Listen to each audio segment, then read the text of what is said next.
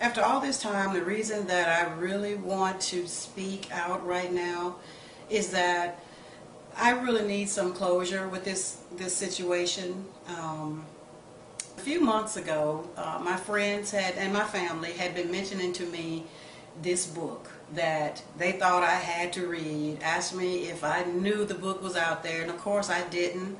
I was busy doing other things. But the book I'm talking to you about is Why Do I Have to Think Like a Man? And it's by Shanae Hall and Rhonda Frost. And after getting into the book, and it took me a while to get into it, I kept picking the book up and then I would put it down, pick it up, but eventually I did find myself reading this book, and before I knew it, I was at the end of the book, and it really helped me want to stand up at this point in my life. It's not easy though to expose yourself and to let people in, but I felt like in doing that, I'm hoping that I'll be able to help other women who may be in a similar situation as I'm in. The part I could definitely relate to in the book was when I was reading the part about women being truthful with ourselves. A lot of times when we're either in a bad relationship or coming out of a bad relationship, the natural thing to do would be to say, you know, oh, this person did that, and oh, how could he or she do this to me? But a lot of times, at least from a woman's standpoint, the worst part, and I thought the worst part of it was over, but the worst part was to stand in front of the mirror and face myself and say to myself, how much of this do you take responsibility for? I mean, obviously I'm not going to take responsibility for someone needing to have outside interest. Coming from my childhood and from my father's house, which was not ever pleasant for me, I believe to a certain extent I was looking for that relationship that I never had, even with my father. And I saw more, what I saw was what I wanted to see as opposed to what was really there. I remember when I met Steve, I was at work and really didn't want to be bothered. You know, you get to that place to where you're like, okay, I don't want to talk to no more guys. I am just so done. And it seems like at that point, the guy walks up.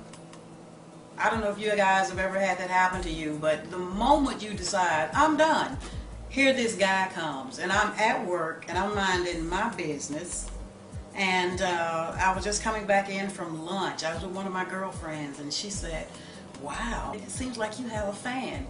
And I looked over my right shoulder, and I saw Steve. And I saw him looking at me, and I just dismissed the whole thing, because I was at the point to where I don't want a relationship, I don't want to consider it, I need to get myself together. So I just went back to work. And a few minutes later, I was helping a customer. I worked in cosmetics, and I was helping this lady. And when I got finished with her, I saw him coming toward me, and I was like, oh no, you know, no, go the other way, don't say anything to me. But he came over, and he introduced himself, and I just kind of stood there and looked at him like, and, you know, I was in my little distant mood. And I said, okay. He said, what's your name? And I said, why? I said, why? And he was like, well, I just want to know your name. He said, if you just tell me your name, that would make my day. If you just tell me your name. And I said, my name is Mary. And after I told him my name, and he was like, okay, Mary, once again, I'm Steve. And it was nice to meet you. So I said, okay, Steve, it was nice to meet you too. So he walked away, And a few seconds later, I felt really kind of bad because I like gave him the cold shoulder, and I was like, Mary, you didn't have to go like that left. And I look over my shoulder again, and he's sitting right outside the store. There's a big, huge fountain outside the store, and there was a bunch of people sitting around the fountain. And he was sitting there looking at me, and when I turned around, I was like, oh no. I was really like kind of embarrassed, and he kind of signaled to me, and he was like, and I was like, yes, yes. So obviously he had gone into this story with this older man that was sitting there next to him. He had obviously told him, you know, I met this girl and she kind of played me off. So when I was like, yeah, I'm looking for you, he turned back around to the older guy and he was like, yeah, that's what I'm talking about. And they were over there slapping five and they were making all kind of noise, and he was like, you know, can we talk? And I was like, yeah. So he came back in the store, and I said, well, I am at work. So he was like, okay, you know, are you going to get a break soon? I said, well, I just came in from lunch, so, you know, it's going to be a couple of hours. And he was like, hey, no problem. I'll be back. We could get something to drink. We could get something to eat. Well, what won me over took a minute. It really did. It took me a while because I really had my defenses up. I wasn't really in trust mode. Wasn't really clear on what he, I don't know, what he was wanting from me as far as a relationship.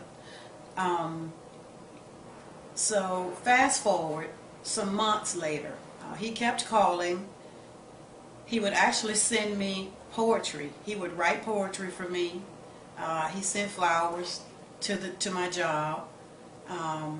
One day he came into the store where I was working, and I saw him walking toward me. I had no idea he was coming in that day. He was walking toward me and had this huge cardboard box in his hand. No ribbon, nothing fancy, just a huge cardboard box, and he put it on the counter. And I was like, what are you doing here? And he said, I just wanted to surprise you. And I'm looking down at this box and I'm going, if that's a surprise, that's a big old tacky surprise, because it was a big raggedy box. So anyway, he said, look inside. So I opened the box, and in the bottom it was filled with hundreds of Hershey Kisses, you know, in the little silver wrap. So I looked in there, and there was a note kind of sticking up out of the candy, and I took the note and I read it, and the note says, I'll never forget this note, the note says, even if there were no planes, trains, or buses, I would still walk 100 miles for one of your kisses. And I thought that was really sweet. That was so sweet. It just really moved me. I didn't cry because I was at work, but my eyes did puddle up, and then all the girls came running like, oh man, you know, he's so sweet, and oh, that's so cute. I've never had anybody do that for me, da da da da da. But anyway, after a lot of that, fast forward, Steve and I got married in 1996. However, we met in 1989. We lived together from 89 to 96, and in 1996 we got married. Shortly after that, I gave birth to our son, Winton.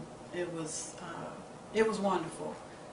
He and I really couldn't decide whether we wanted children, because we both had children from a previous marriage.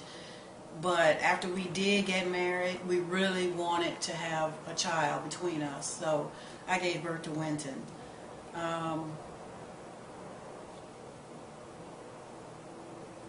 My joy.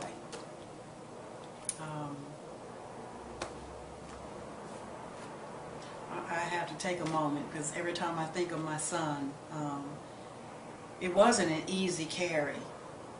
Winton and I both almost did make it. Right before I was about to deliver Winton, and I'm stuttering because I still